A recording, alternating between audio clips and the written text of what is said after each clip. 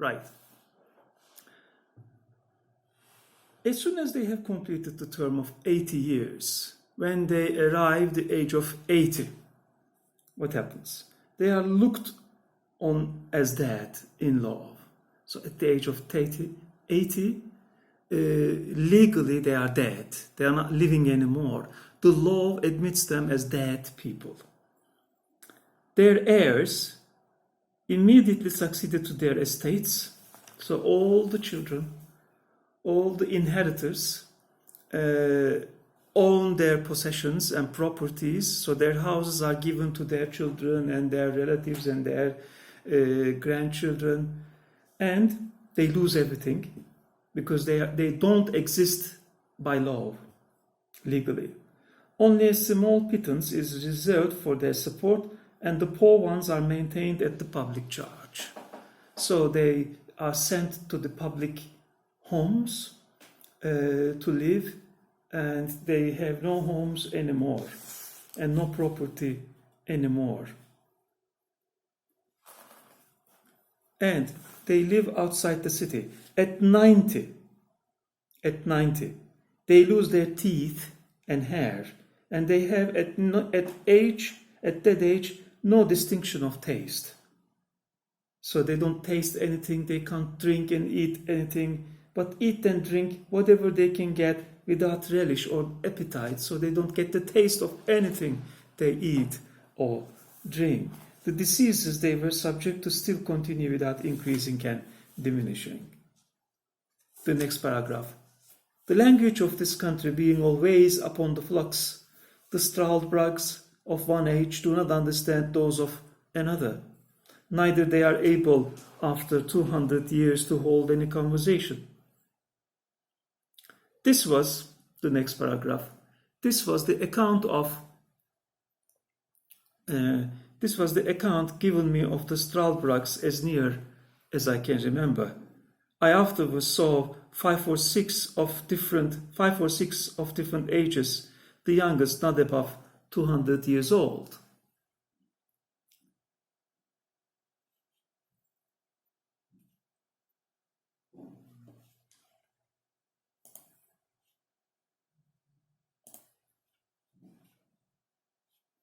Okay, not above 200 years old, who were brought to me at several times by some of my friends.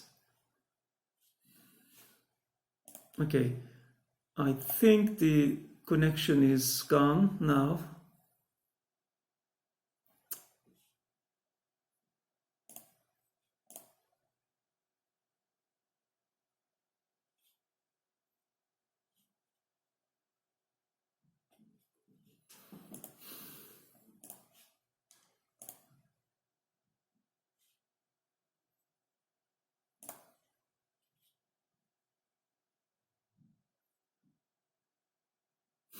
Terrible. 200 years old, who were brought to me at several times by some of my friends. I will continue anyway here, so then I will share this on YouTube. But the problem is the system. It still disconnects continuously. They are despised and hated by all sorts of people. When one of them is born, it is reckoned ominous. Their birth is recorded very particularly, so that you may know of their age by consulting the registry, which, however, had not been kept above 1,000 years past, or at least had been destroyed by time or public disturbances. So nobody enjoys their company, everybody hates him. So if somebody is born as an immortal person, they hate them, and because they know that they are going to be terribly disgusting in the later years. But the usual way of computing how old they are is by asking them what kings or great persons they can remember. So you will never know their ages because they are far too old, so you don't know their ages. So you can only ask them which statesman or which king they can remember, so you can calculate the age of these people. Terrible. Now, they were most the most mortifying sight I ever beheld, and the woman more horrible than the man. So when he sees them, they are very horrifying and disgusting, so he doesn't want to see them again. Okay, I cannot connect at all here. Can't do anything. I cannot even end the session in the system, and I'm connected. The other websites work perfectly.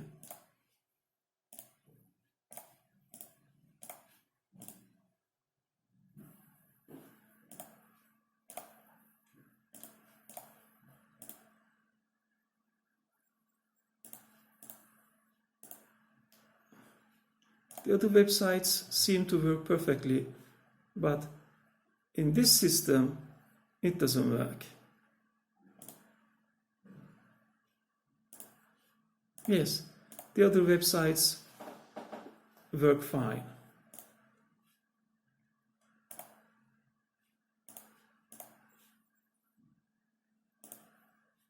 This system doesn't work, unfortunately.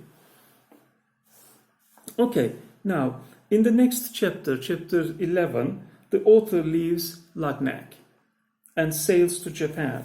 From thence, he returns in a Dutch ship to Amsterdam, and from Amsterdam to England. And I thought this account of the Straalbrug's might be some entertainment to the reader, because it seems to be, now it is connected, I think. Can you hear me? I'm connected again. Can you hear me?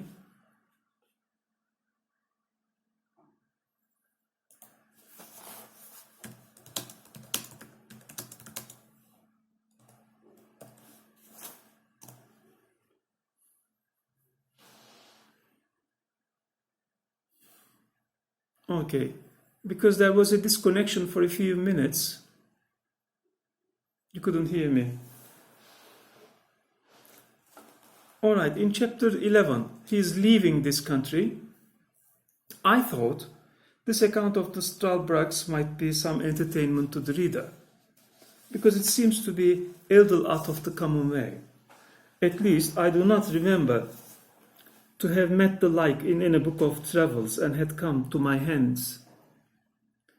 If I am deceived, my excuse must be that it is necessary for travelers who describe the same country very often to agree in dwelling on the same particulars without deserving the censure of having borrowed or transcribed from those who wrote before them. On the 6th day of May, I skipped 2 short paragraphs. On the 6th day of May, 1709, I took a solemn leave of His Majesty and all my friends. This prince was so gracious as to order a guard to conduct me to Glangownstalt, which is a royal port to the southwest part of the island. In 6 days, I find a vessel ready to carry me to Japan, and spent 15 days in the voyage. We landed at a small port town called Zamoshi, situated on the southeast part of Japan. And the town lies on the western point, where there's a narrow strait leading northward into a long arm of the sea, upon the northwest part of which Yedo, the metropolis, stands. Okay, on the next page, the next paragraph. On the 9th day of June 1709, I arrived at Nangasak after a very long and troublesome journey. I soon fell into the company of some Dutch sailors belonging to the Amboina of Amsterdam. I had lived long in Holland, pursuing my studies at Leiden, and I spoke Dutch well.